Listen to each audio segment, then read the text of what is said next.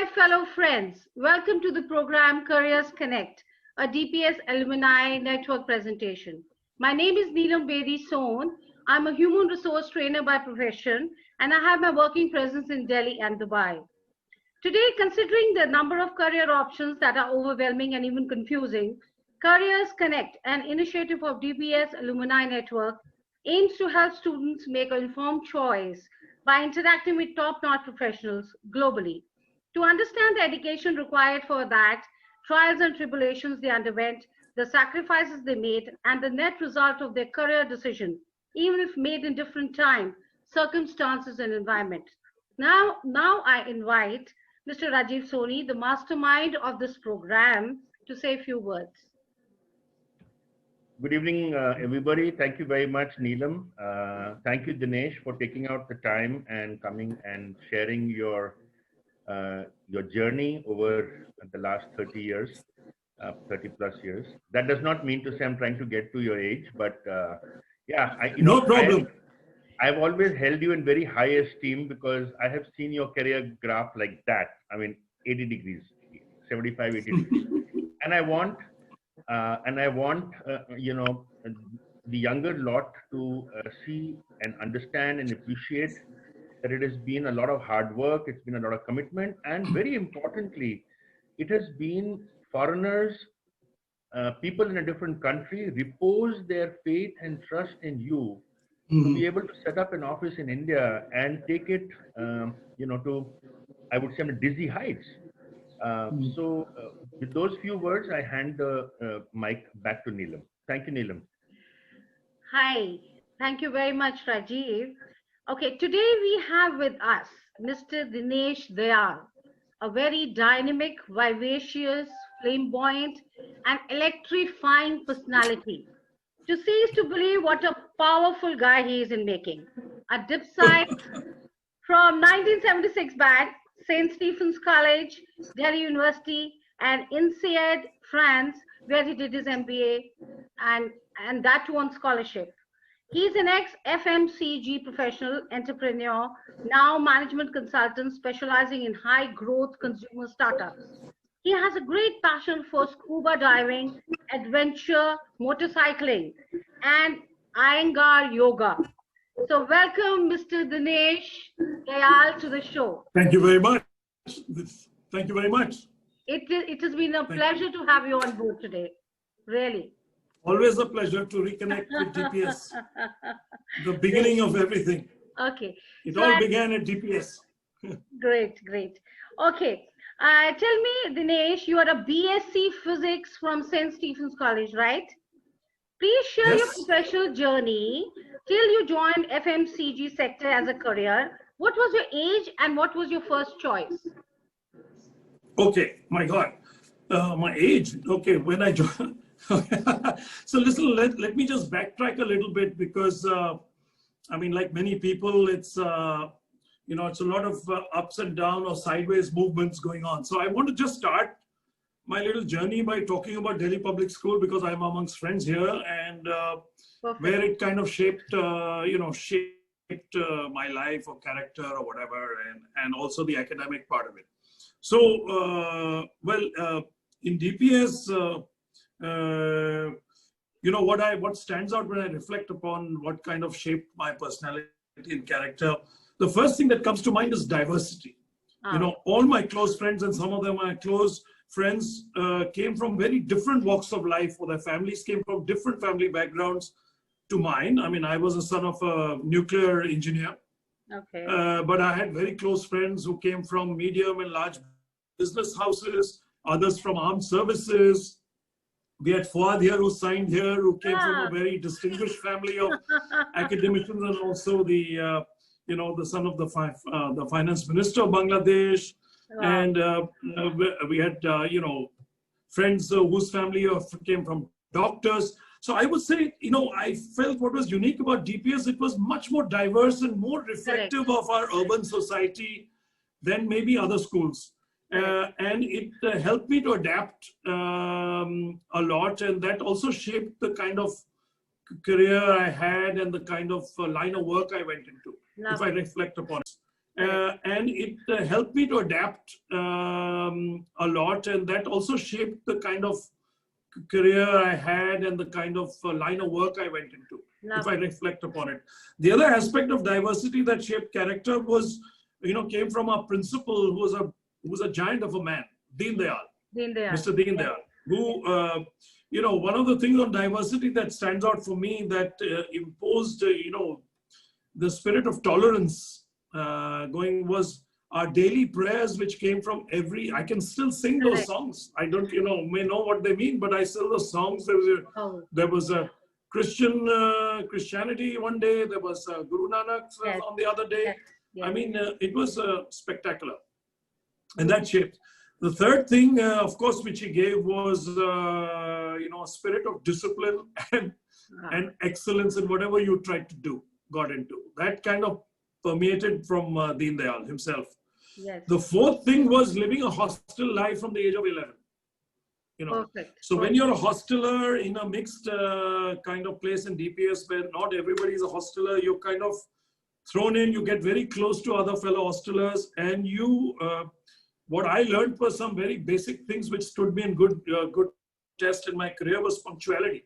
Yes. And I remember certain very sarcastic wardens testing me and said, Dinesh ji, aap to lagta hai aap park mein ja rahe hain, vagara vagara, and where it was like a time test going from one activity to another on time. Correct. So punctuality, neatness, I still make my bed today because I feel when you make your own bed, when you do small things in life properly, a neat bed makes your mind neat. Is my tenet. So a couple of small things. So I think shaping of character and personality came on that. On the academic point of view, I got into engineering in DPS, but I realized I was useless in engineering and I didn't have a head for engineering. But what I discovered was I was good in maths. Okay. So when it transitioned, so now I'm getting to the transition from physics honors. When I transitioned to St. Stephen's College, my father being a scientist said, you're good in maths, why don't you go for physics honors? So I did, that's how at the age of 16, I, not knowing anything about anything, I got into physics honors. In St. Stephen's College. And I didn't know anything about it. Yes. But in college, while I was doing my physics, what I enjoyed the most was my physics practical. So it kind of told me that I was somebody who liked how things work and the concrete ends of life, as opposed to more abstract things. So I was more a concrete kind of guy. In terms of the friends I had in college, a lot were from, history, doing history and economics background. And I got exposed, a lot of friends were in the hiking club, adventure, the love for adventure came there.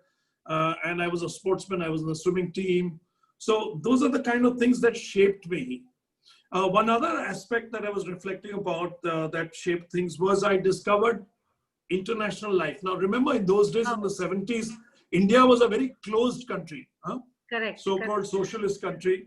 Correct. So my father, when he, from being a nuclear engineer running the first atomic energy plant for electricity in a small colony, suddenly went to France, suddenly went to Paris as India's delegate to UNESCO.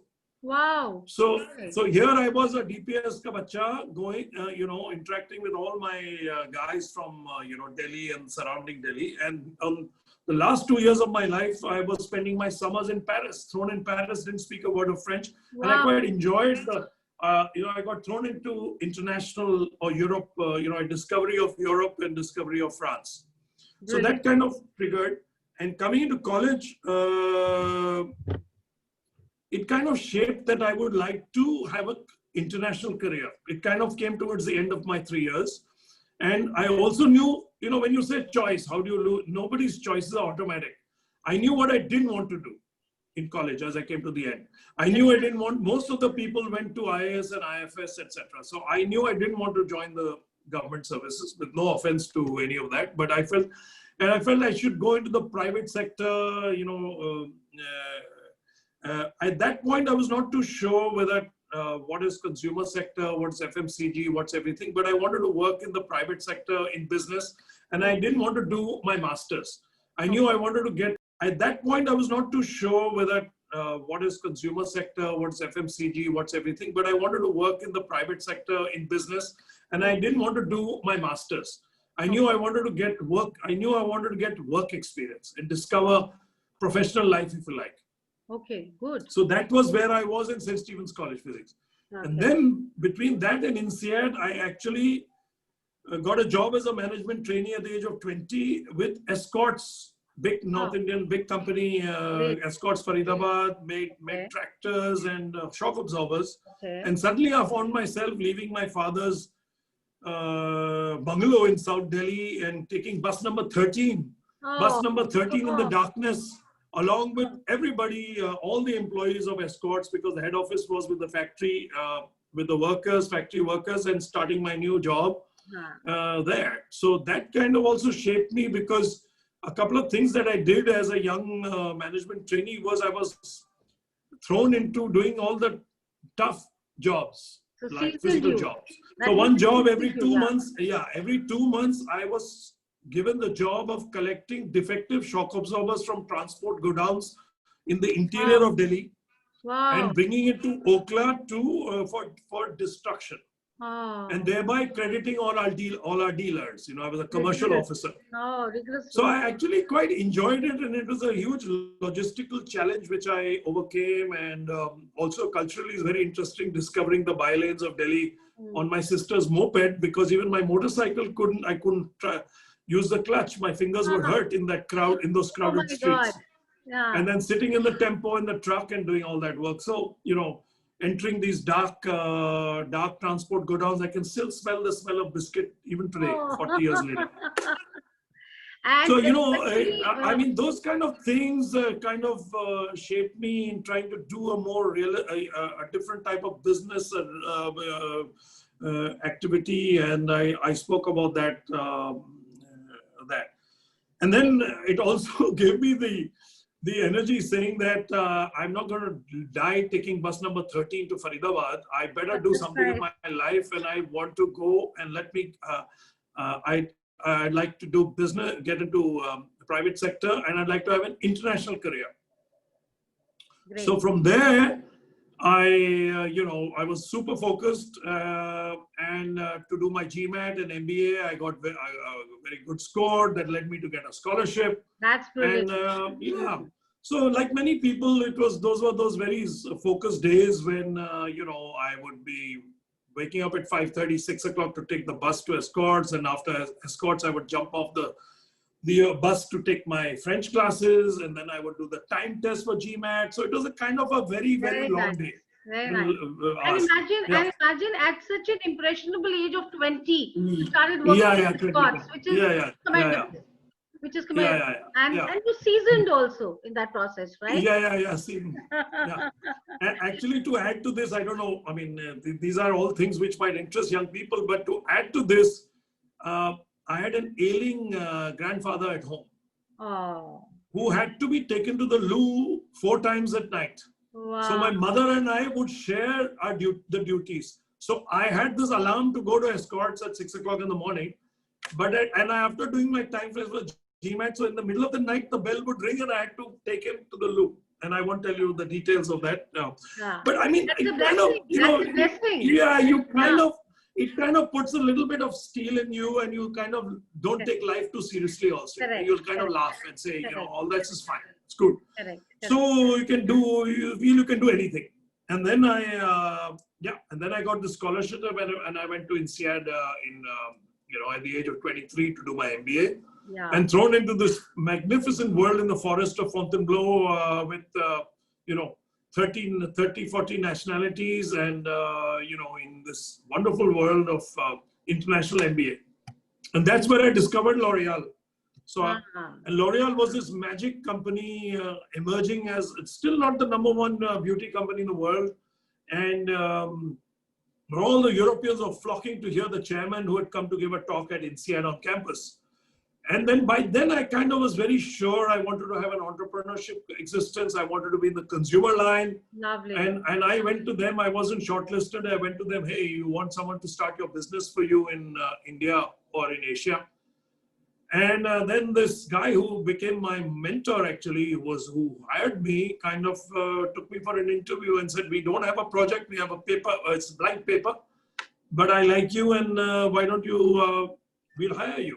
Wow, And the only thing he asked me, the only thing he asked me was that, you know, we have this image that Indians are very quantitative people, because the image of Indians were, you know, your doctors, your mathematicians, people were scientists, engineers. He says, we need, in our kind of profession, we do need all that, but we also need people with intuition, a sense of, you know, sense of beauty, all that.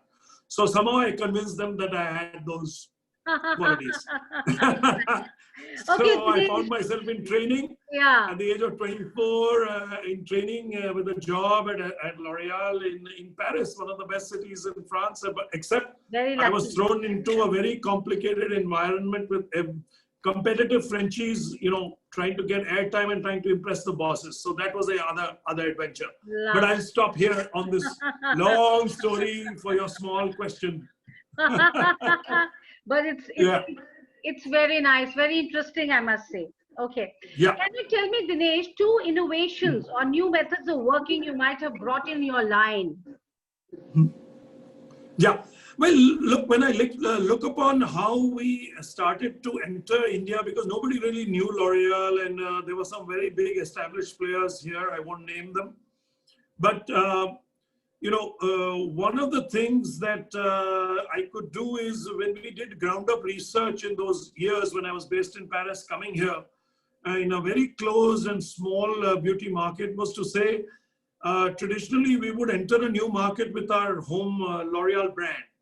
But India was a very specific brand, market.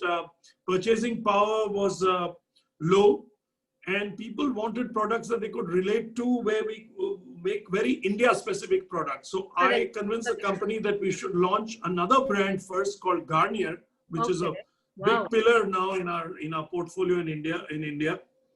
And we launched products under Garnier brand, which allowed us to develop very India-focused products. So that I would say the launch of this brand to start with was a great entry point for L'Oreal, which has many brands now. It's a 3,000 crore company now in India. But that time it was zero, and we were just starting out with that. So that was one innovation. And the second was that a market was very difficult. You know, we were able to get into hair coloration fairly quickly, which is the nuclear reactor of L'Oreal. Oh, wow. So all the research was pointing out, oh my God, Indian women do differently. They color hair differently. You know, you cannot sell a premium hair color product. They only want to color it black and all that stuff. But I kind of persisted, and we said, no, our point of difference, we are the world's #1 in hair coloration. And even if we don't address all the population, we'll address the niche, which will see the value. And that was the trigger of something that launched, that created a growth. And a last aspect on method of working, if you permit me. Yes. Yeah, 2 more points, which I thought would be interesting. One was, you know, we entered offline retail. Our shops were, as you know, our mom and pop shops were spread out, small, and consumer products were rather dusty and dirty and just lying there. So, you know, brands sold on advertising, but people, you know, it was not on impulse purchase. We said we'll change that. So we brought about a merchandising revolution. You know, when we launched our products, we created world-class merchandising, which would make the product attractive. We had, you know, we had glow signs, we had pedestals. We cleaned the windows of the dusty chemist stores ourselves. Placed this very nice, unique packaging of ours from France to get it noticed in the first instance, so that we could say this is a superior quality product. Excellent. So I think these couple of things stand in mind. One more thing is also in method of working.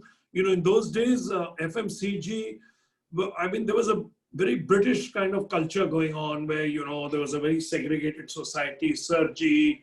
You know, people from FMCG would go to visit the dealer in a car, hanji. And the poor retailer was, who was the main guy, the retailer was ignored. We did the reverse. We kind of gave we invited the retailers to a 5-star hotel. We kind of cleaned up their shops, and that formed a relationship. We were a completely new company against established players. So we were able to establish a fantastic long-term relationship with the retailers, which was another turning point for us. And last is with our colleagues and team members, we said, no, sir, we're gonna call each other by our first names, irrespective of who's the boss, who's not the boss. And that created a very good feedback process. Correct. So that we started, and I mean, that was in the 80s or the early 90s. And so we were able to cut through that cultural aspect by, having a first name culture in our organization. Beautiful, beautiful. Okay, Dinesh, tell me, one of the challenges that FMCG sector faces is the new lot startups, which is absorbing the best talent and paying high salaries. Is this what propelled you into consulting, specializing in high growth consumer startups? Well, no, not really. Not really, because the work I've done in consulting and is mainly, I think high growth startups is really the main thing. And consulting was for me now a way to get back. So when I left L'Oreal after 30 years, I'll back up a little bit because that should interest the youngsters. Is that over and above qualities that you want to possess, technical qualities or ability to succeed in FMCG, you must have a certain purpose. You must have a certain purpose which you define for yourself that makes you individual in that large organization. For me, the purpose is very clear. I wanted to make Indian women more beautiful. I wanted to bring the best international technology in skincare and makeup and hair care, and offer it to Indian women who are not exposed to it then, so that they could transform themselves. So there was a passion or a purpose which kept me going for 30 years. But after 30 years, that passion got extinguished. I kind of felt I'd done whatever I had to do in my career. Lovely. But because I was fortunate to have been exposed to the different functions in business, frontline marketing, launching brands, etc. I was a CFO also. I did supply chain also. I felt that it was right to give an overall to help people. I said I could define myself as a startup specialist because I could take. Very nice. I was an entrepreneur. I was an entrepreneur. Somebody else's money, L'Oreal's big money, but starting up from zero and ending up to be a 3,000 crore company. So I felt I could give back to startups as a consulting. So it was more about. It was not so much about income. It was more potential for high growth. I could add value to those kind of organizations and also have time for myself as a consultant. Very nice. Discovery. I'd done only one thing for all these years, so I could do that. Okay, Dinesh, tell me, how lucrative is this profession of FM? Oh, lucrative. Well, FMCG companies, at least if I talk about large companies, lucrative in the sense they never, because they place great value on the brand, the advantage is the lucrative is a long-term game. It's a long-term game. So unlike say investment banking or other professions in our time, or management consulting, which was much higher paid than consumer companies, we were always at the middle of the middle 50-60% percentile in terms of salaries compared to the highest paid people. But we had longevity, and in terms of since you're talking about the lucrative part. What happened is that if you were showed that you're a champion, you were doing new jobs and getting promoted every 2-3 years. Correct. So with that promotion came increments and higher than your normal things. Okay. So that by the time you had positions of, you had senior positions, we were quite comfortable. We were good. We were not super this thing, but we were good. Okay. We were quite good. Okay. And Dinesh, tell me, how has the pandemic affected FMCG?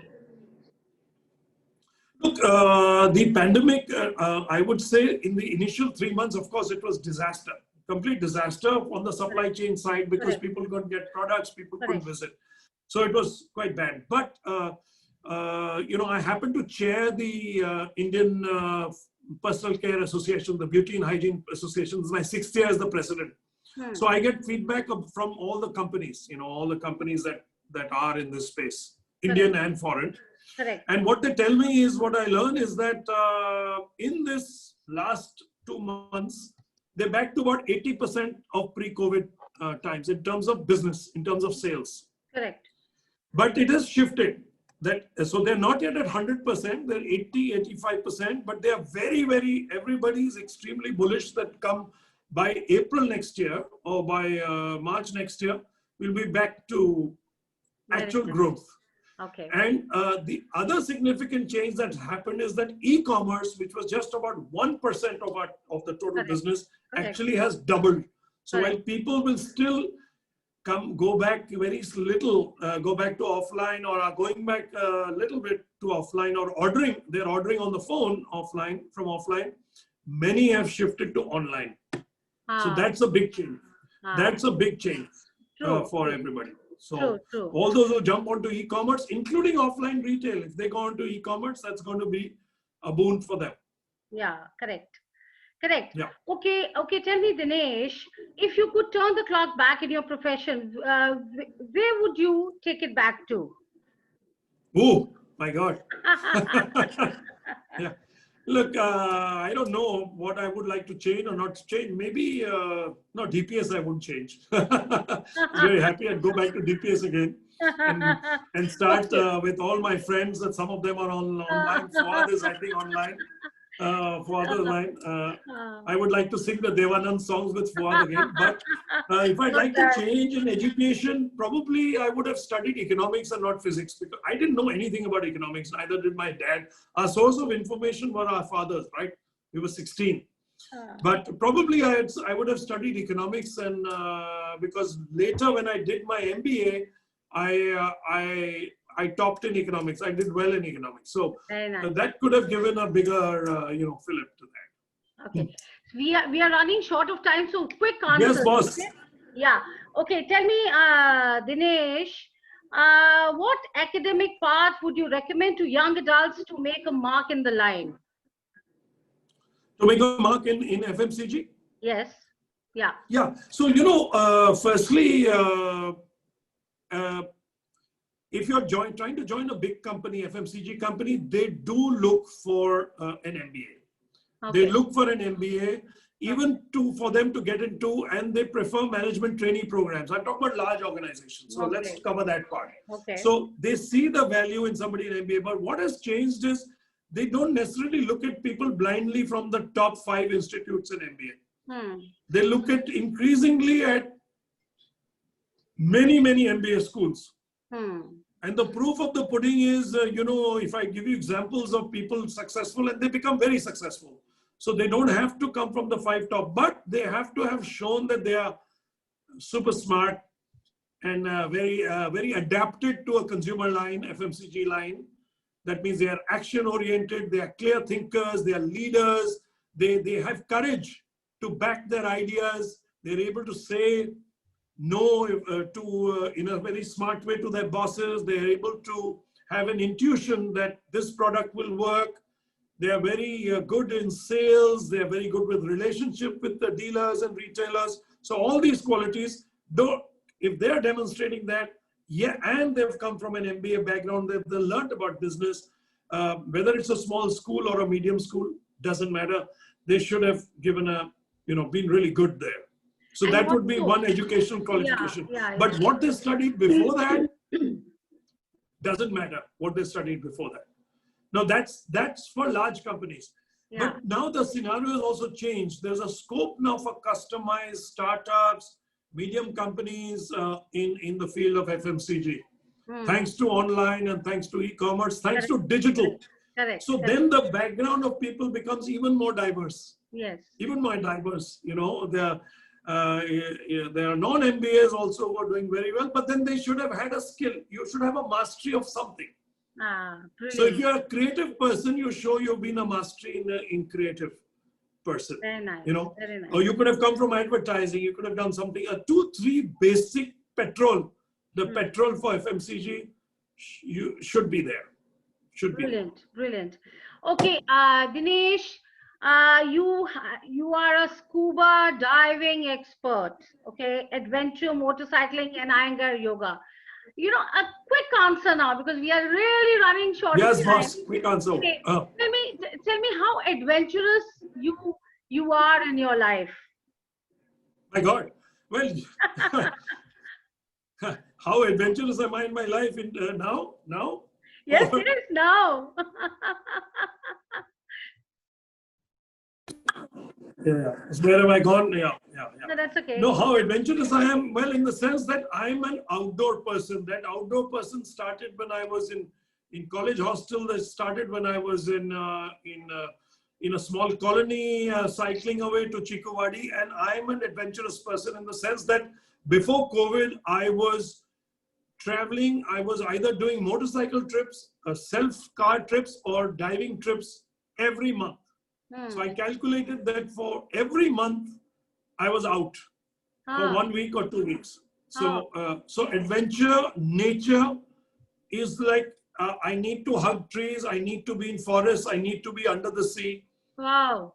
Very often, very often. Wow. So COVID has really hit me because I couldn't really dive. I went diving only with my family. I went diving last week in the Maldives. Yeah. But otherwise, I was just jumping on my motorcycle and, and I was doing yoga. So that's my answer on adventure. Lovely, lovely, lovely. Okay. Now, I think we are just on the end of the program, and I really thank you for coming. But I would like to give you an appreciation package here. You are a man, Dinesh, a man with a laser-like focus who never gave up, struggled, and accomplished and became an achiever. Took every problem as an opportunity, worked on it with a great zeal and enthusiasm, and made all impossible. And made all impossible possible, both at workplace and personal fronts. Hats off to you, dear. Welcome. Thank you for your kind words. You give me energy. Energy for the next 10 years. Thank you so much, Dinesh, for coming here. And now I open the questions to the audience. Audience, Anju is here, Ford is here, Ashima is here, Javed is here, Dekha is here. Please ask Ranbir. Ranbir is also there. Please ask any questions if you have, please. If I may ask you something which is not really men's locker room question. There are a lot of ladies here, so I'll make it as decent as possible. Fuad and I were I'll chatting. give you my mobile number, Ranbir. You can ask me that. No. It is with Fuad and I was just chatting just now. I mean, you had a very great career, but let's get down to brass tacks. And could you tell us something about the female models of L'Oreal you were? No. That front, it'll be very rejuvenating for the youngsters who are looking at who are watching this program. No, but your question has to be more precise. What do you mean? I mean, did I meet the models did I meet them? Whatever you can decently, No. Let me assure everybody, there was no indecency of any sort with the models. No, not indecent. So my answer to you in the locker room and my answer to you here will be the same. I'm sorry to disappoint you. But it was that I was fortunate. I think if you're asking me the question, my first encounter, the encounter really with the top person was Dinah Hayden. You may remember Dinah Hayden. Yes. Before Aishwarya Rai in 1996, Dinah Hayden created a storm. Wow. She won Miss World. And everybody, and L'Oreal, we were very quick. I was not doing marketing then, so I can't take credit of choosing her. They were my colleagues who chose her, and the head office chose her. But to their credit, they chose her very quickly, and then she became the face of to launch the brand L'Oreal after Garnier. Wow. So I can describe to you that Dinah